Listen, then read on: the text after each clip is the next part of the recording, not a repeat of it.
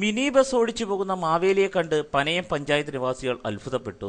താനിക്കമുക്ക് Alamoodu government സ്കൂളിലെ PTA പ്രസിഡന്റും school ബസിന്റെ ഡ്രൈവറുമായ റെജിയാണ് മാവേലിമന്നന്റെ വേഷം കെട്ടി മിനി ബസ് നിരത്തിലൂടെ ഓടിച്ചത്.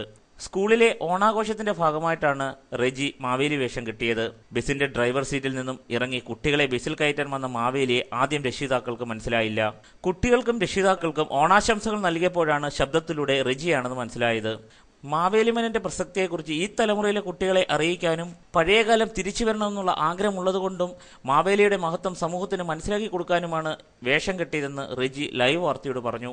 മഹാബലി തമ്പുരാന്റെ പ്രസക്തി കുട്ടികൾക്കാർക്കും അറിയത്തില്ല. പണ്ട് കള്ളവും ചതിയും കൊള്ളയും കൊലയും ഇല്ലാതിരുന്ന ഒരു കാലമുണ്ടായിരുന്നു കേരളത്തില്. അപ്പോൾ അത് വീണ്ടും തിരിച്ചു വരണമെന്നൊരു ആഗ്രഹമുള്ളത് കൊണ്ട് കുട്ടികൾക്ക് വേണ്ടി അതൊന്ന് അറിയാൻ കുട്ടികൾ മഹാബലി തമ്പുരാന്റെ മഹത്വം അറിയുന്നതിന് വേണ്ടി വേഷം കെട്ടിയതാണെന്ന്. പനയം പഞ്ചായത്തിലെ എല്ലാ വാർഡുകളിലും റെജി ചെണ്ടമേളത്തിന്റെ അകമ്പടിയോടെ കുട്ടികളുമായി നാട് ചുറ്റിക്കറങ്ങി. 1500 രൂപ മുതൽ മുടക്കി മേക്കപ്പ് മാനെ കൊണ്ടാണ് റെജി വേഷം കെട്ടിയത്. ഇതിനു മുമ്പും റെജി ഓണക്കാലത്ത് ക്ലബ്ബുകൾക്കും സംഘടനകൾക്കും വേണ്ടി മാവേലിയുടെ വേഷം അണിഞ്ഞിട്ടുണ്ട്. ന്യൂസ് ബ്യൂറോ, കൊല്ലം.